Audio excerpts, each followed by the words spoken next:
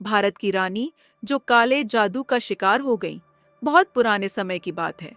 भारत के मध्य प्रदेश में एक राज्य था, विशालगढ़। इस राज्य की रानी मृणालिनी देवी अपनी सुंदरता, बुद्धिमत्ता और न्यायप्रियता के लिए प्रसिद्ध थीं। परंतु उनके जीवन की एक रात ने सब कुछ बदल दिया। वह रात जब महल के दर्पणों में सिर्फ अंधेरा था और हर कोने में किसी अनदेखी शक्ति का एहसास हो रहा था। रानी मृणालिनी अपने कक्ष में थीं। वह अपने राज्य के मामलों की चिंता में लीन थीं। अचानक एक दासी भागती हुई आई और कांपते हुए बोली, रानी साहिबा, राजा साहब की तबीयत अचानक बिगड़ गई है। वैद्य कुछ नहीं समझ पा रहे।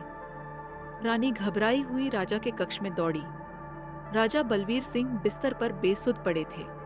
उनके शरीर पर काले निशान उभर रहे थे, जैसे किसी ने जलता हुआ कोयला छुआ दिया हो।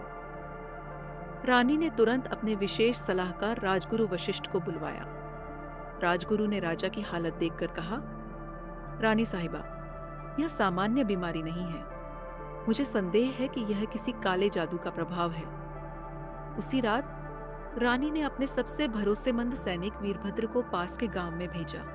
वहां एक बूढ़ी औरत रहती थी, जिसे लोग चंद्रवती कहते थे।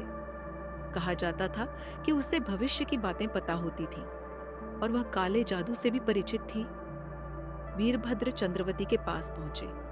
उसने धीमी आवाज में कहा, राजमहल पर एक प्राचीन अभिशाप मंडरा रहा है। इस अभिशाप का केंद्र रानी मृणालिनी है। अगर इसे रोका न गया तो रानी अपनी सुंदरता, राज्य और जीवन सब कुछ खो देंगी। वीरभद्र ने यह बात रानी को बताई। रानी ने चंद्रवती को महल बुलाया। चंद्रवती ने रानी से कहा, आपके राज्य का यह अभिशाप आज का नहीं, 200 साल पुराना है। आपके पूर्वजों ने एक जादूगरनी काली निद्रा को मृत्युदंड दिया था। मरने से पहले उसने शाप दिया था कि इस वंश की सबसे शक्तिशाली रानी उसके काले जादू का शिकार होगी, और वह रानी आप हैं, मृणालिनी। रानी का चेहरा सफेद पड़ गया। उन्होंने चंद्रवती से उपाय पूछा। चंद्रवती बोली, इस अभिशाप को मिटाने के लिए आपको भयावह वन के केंद्र में स्थित अंधकार कुंड जाना होगा। वहां काली निद्रा की आत्मा कैद है, लेकिन वह स्थान बेहद खतरनाक है। वहां आपके साथ सिर्फ एक भरोसेमंद व्यक्ति जा सकता है। रानी ने वीरभद्र को साथ लिया और भयावह वन की ओर बढ़ चली। रास्ते में अजीब घटनाएं होने लगीं। हर कदम पर रहस्यमयी आवाजें, हवा में बिखरी अजीब सी गंध और पेड़ों के बीच छिपी काली परछाइयां। रानी ने अपने साहस को नहीं खोया। वीरभद्र हर खतरे से उनकी रक्षा करता रहा। अंधकार कुंड पर पहुंचते ही सब कुछ और भी डरावना हो गया। कुंड के पास काली निद्रा की आत्मा प्रकट हुई। उसने भयानक आवाज में कहा, मृणालिनी, तुम मेरे अभिशाप से बच नहीं सकती। अगर मेरी आत्मा को मुक्त करना चाहती हो तो तुम्हें अपने जीवन की सबसे बड़ी कुर्बानी देनी होगी। रानी ने पूछा, क्या कुर्बानी? काली निद्रा ने कहा, तुम्हें अपने राज्य, अपने पति और अपने प्रेम का त्याग करना होगा, तभी मैं मुक्त हो पाऊंगी। रानी असमंजस में थी। क्या वह अपने राज्य और पति को बचाने के लिए यह बलिदान देंगी?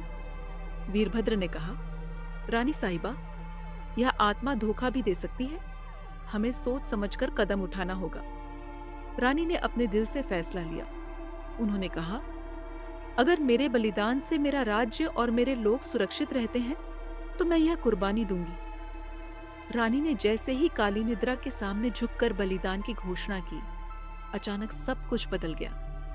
काली निद्रा हंसने लगी और उसकी आत्मा अंधकार में विलीन हो गई। रानी वापस महल लौटी। राजा की हालत ठीक हो चुकी थी। चंद्रवती ने बताया कि काली निद्रा का अभिशाप हमेशा के लिए मिट गया है, परंतु रानी का दिल हमेशा इस सवाल से घिरा रहा। महल के गलियारे आज भी उस रात की कहानी को याद करते हैं। दर्पण में छिपे अंधेरे और हवा में बसी रहस्यमय गंध का एहसास हर किसी को सिहरन देता है।